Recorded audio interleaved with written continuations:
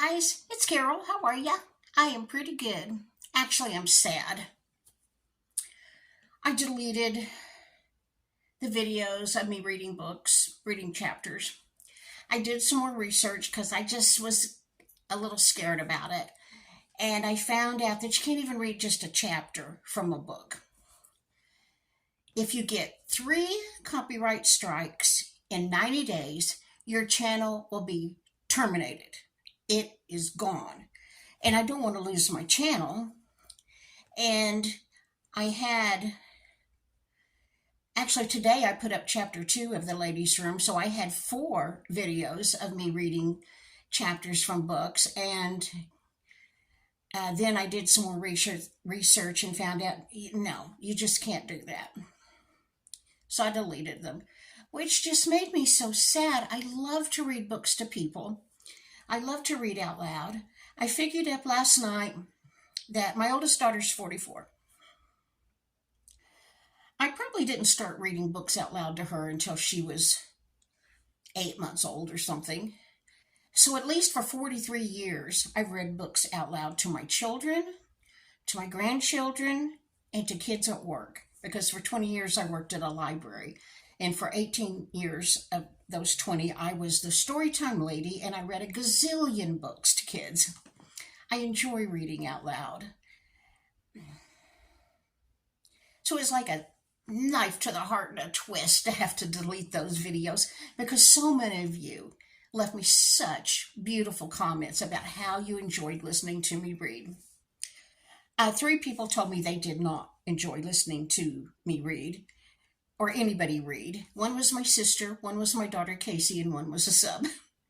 But that's okay, because if we all had only one passion and the same passion, it would be a dull world. It's okay that there are people that don't like to be read to. It's okay. But it really made me sad that I can't read books to you. Now, again, I can read books that are now public domain, which means like they're 100 years old. And I may do some of those, but those really aren't the books. The books I wanted to read to you are books that I'm reading now and that I'm excited about, and I wanted to share with you, and I wanted you to know about this wonderful book and might want to read it too. So I'm not really interested in reading things that are 100 years old. There are some things that I would, but enough of that. So that's a done deal. However, I am going to still do a series called Books I Really Like. And I can read you a sentence or two if then I critique the book. So as I read books that I really like, I will tell you about them. I can tell you about them in my own words, and I can read a sentence or two, but that's about it. Okay, moving on from that. In yesterday's video, I told you I had something today that was really fantastic and I wanted you to see. Oh my gosh. Well, first of all, let me tell you, my name is Plain Vanilla Grandma. I'm plain as a mud fence. That's just all there is to it. I grew up in a home where we didn't have much. And until I was in 6th grade, I honestly don't remember any pictures on the walls, any pictures of us kids. There was me, my sister, my brother. There were no pictures of us displayed anywhere that I remember. My sister will let me know. I remember 2, probably 8x10 pieces of art that my brother, he's 16 years older than me. He was 16 years older than me. He's passed now. But anyway, he joined the Navy when I was about 5 or 6. And he sent my mom these 2 framed pieces of artwork from Japan. And they were they weren't paintings really. It was sort of like, I don't know, pieces of artworks. They were I guess they were paintings, but it was a 3D effect. Anyway, I remember those. That's the only thing I remember. And then when I was in the 6th grade, our house burned. And my aunt gave my mother a painting that a friend of hers did of purple bottles. My mother didn't care for it. But it hung in our living room until she died, I guess. Um, uh, but even after the house burned and we moved on to different homes, I don't remember pictures of us kids being displayed. I don't remember knickknacks until my sister became an adult, and then she made a green stretched bottle for my mother. I remember that. And I remember she gave my mother a really pretty candle, and my sister gave my mother some pretty things. But as far as knickknacks, I don't remember much. I don't remember anything on the walls. Um, so decorating a home is very foreign to me, and I just never learned how to do it. I really didn't.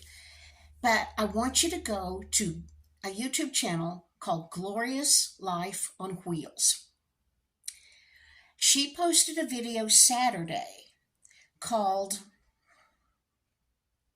something like A Stunning Tiny House. Now, even if you are not the least bit interested in tiny houses, please humor me and look at this video. This is about a woman who had a home that was 10 or 12 feet by 20. I mean, a little bitty tiny home. And on the inside, it was the most glamorous, gorgeous, beautiful home I have ever seen. And that is the truth. I want you to go see it. Oh, my nose itches. Sorry. Even if you're not interested in tiny homes, humor me. Go look and see what this woman was able to do with about 200 square feet. It was awesome. She has sold that home now, and she's moving to be closer to her children, and she is buying a shed and having some Amish carpenters help her redo or create the inside to make a home. And so I can hardly wait to see what she does with that shed. I mean, I just was astounded at how beautiful she could make this 200 square feet be. It was awesome. So in my comment, in the first comment below, I will leave the name so you can go find that video. And then I think a lot of you live in the part of the country where I do, where it's dry and hot and you have to water a yard in order to have pretty grass. But then there are people like Brenda up in Maine, Minnie at Grammy's homestead, Brenda, that don't have to water and have acres of green grass. I'm going to stick in a little clip here showing you what it's like here if you don't have an underground sprinkler system, what the difference is. And then, I found a picture of me in my wedding dress.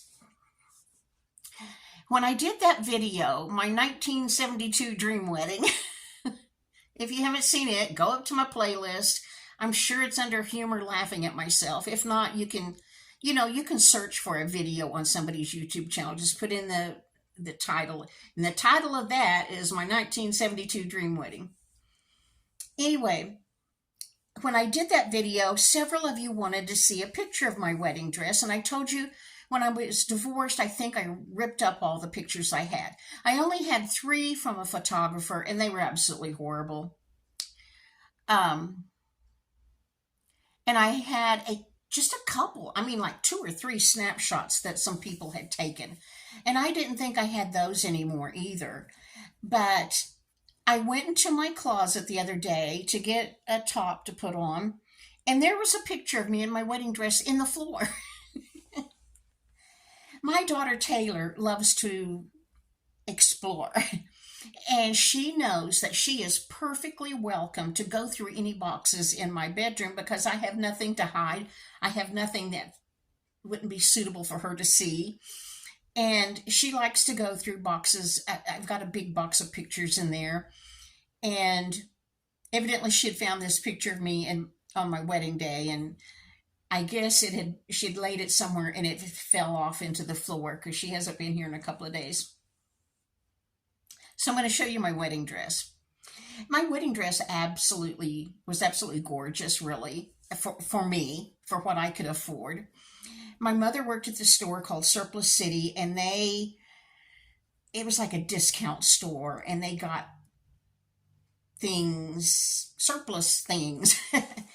And when I was going to get married, they had a bolt of fabric that was obviously meant to be used to make sheer draperies. And now, if you remember in the 1970s, some people had kind of thick but sheer draperies that went under their solid draperies.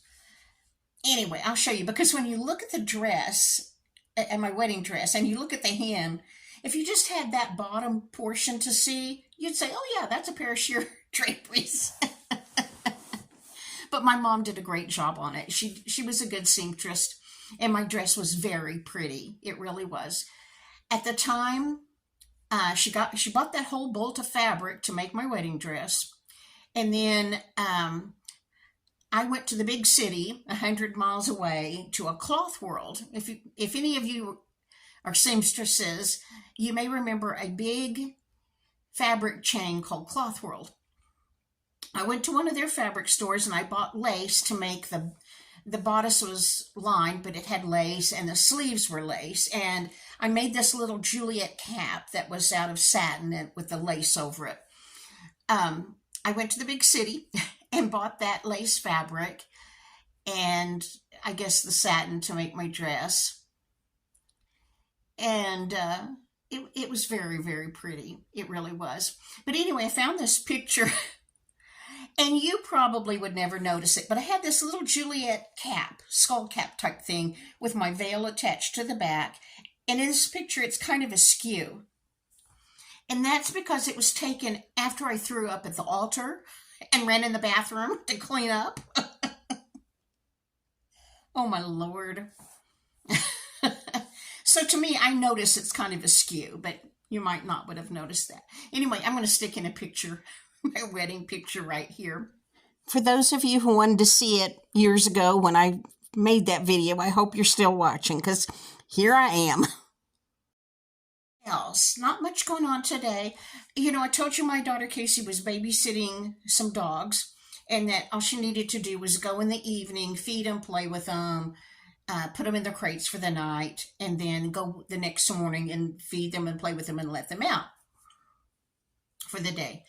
Well, the Friday night we rode with her because I wasn't comfortable with her going out. It's in a rural area, and when she was putting them up for the night, then it would be dark when she came home, and so I wanted to go with her.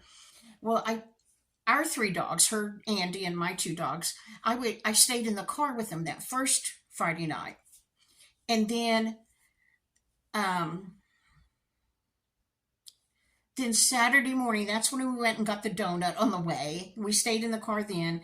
But then Saturday night, when we went back to put the dogs up for the night, while she was inside playing with them and feeding them and everything, I took our 3 dogs on leashes and walked them that whole time. And that was a lot of fun for me and for them. They had all kinds of new smells to smell. And so this morning, when she went to let the dogs out, we went again and I walked them again. And that's when I got the idea to take a picture of this yard, because when we were arriving, their sprinkler system was on. And I told Casey, well, when we leave, I want to get a picture of that sprinkler system going to show my subs, because some of them don't live where they have to water the grass. So I wanted to show y'all what the difference was between where it's watered and where it's not watered. But when we drove out of this housing development, the sprinklers were off. But I still took a picture so you could kind of see. So I'm going to stick that in here. And other than where you can see green grass, they have an underground sprinkler system.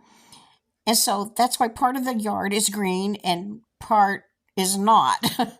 Next is a house we drove by in town. You'll see a yard with a sprinkler system, a yard with no sprinkler system, and then a yard with a sprinkler system. Can you see the difference? Other than that, anything else going on today. I'm just so sick that I had to delete my readings and I don't feel like I can read to you anymore. Just makes me very, very sad. But oh well.